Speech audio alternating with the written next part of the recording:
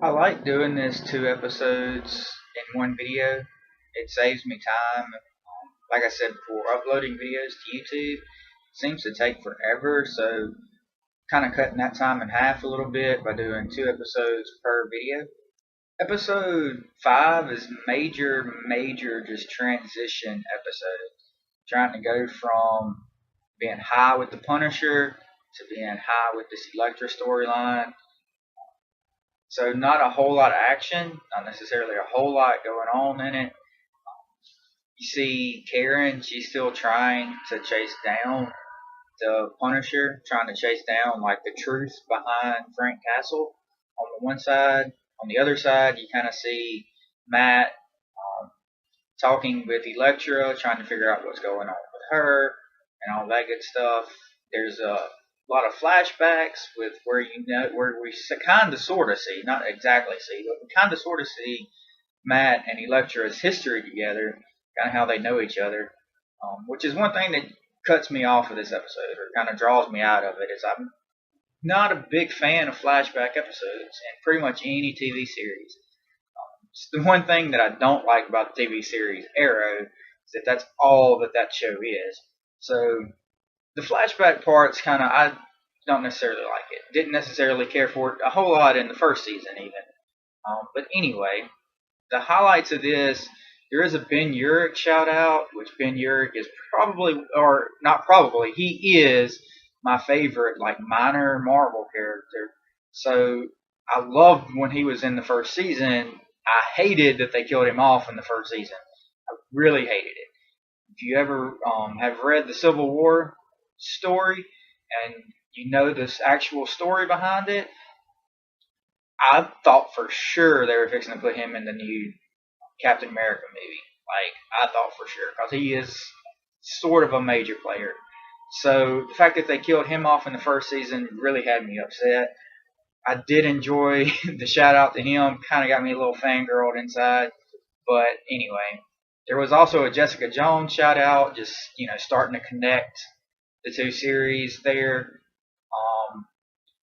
So, just a couple little minor things. There was no Daredevil. There was no Daredevil in the whole episode. In episode 6, we really start heavily having just a Frank Castle storyline and an Elektra storyline. Again, for this episode, not necessarily a whole lot of action.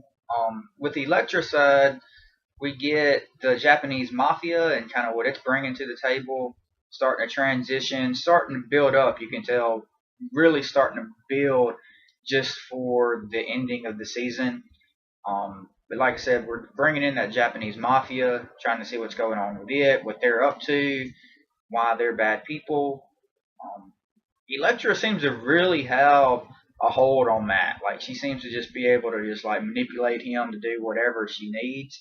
So it's kind of cool to see him not completely be in control, because he's pretty much in control most of the rest of the time. Like, he is Daredevil, he is Matt Murdock, he is really smart. So she seems to be able to manipulate him some, and like he's never fully like in control. It seems like when they're together. On the other side, with Frank Castle, as soon as they said something about the death penalty, I knew they were fixing to take up his case. Like, if I didn't already suspect it before, like, I knew it then. So Daredevil is going to save Frank Castle. Like, one way or the other, it's gonna happen. I'm glad to see him doing more of the lawyer type stuff, like I talked about in my previous video. All of them now are like really doing the law stuff, and that's pretty cool to see. Again, with talking about Matt being in control, he's really in control when he's doing like all this law stuff, and he's talking to the DA, and like he's putting her in her place almost, and it's just really cool thing to see. This whole continuity of the MCU works amazingly, I think, when you have the Nelson and Murdoch law firm representing the Punisher.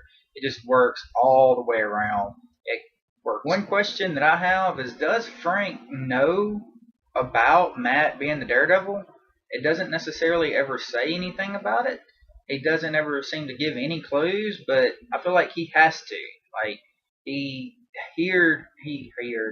heard him talking. He heard Matt. He's had a whole conversations with Daredevil. So he's a really smart guy. Like, he is a Marine or like whatever, Ranger or whatever he was supposed to be. But there's no way he didn't put that together. Um, and at the end, when he pleads not guilty, like, who didn't see that coming? I mean, he wants to, like, he doesn't care about being guilty. He knows he's guilty. He doesn't necessarily even care about getting the death penalty. But he just kind of wants to, I feel like, make as big of a show as he can, like make as big a deal out of this as he can, and that's kind of what I think in my opinion, I think that's where he's trying to go with this. So my predictions at this point is that they were going to spend several episodes with Frank going to trial, and then at some point they're going to break him out. I feel like they're going to kind of break him out of jail, get him out somehow, because there's no way he just gets off on all these charges. But I feel like they're going to break him out because they're going to need him to help with this mafia stuff that Elektra's gotten him into. And I don't know what Elektra's necessarily up to. I think she's just going to introduce this mafia, get them really deep into fighting this Japanese mafia, and then she's just going to disappear. I feel like we're not really going to like see her very much. So that's my take, I guess, on the next few episodes or next 3 or 4 episodes. And I really honestly at this point have no clue how they're going to wrap this season up.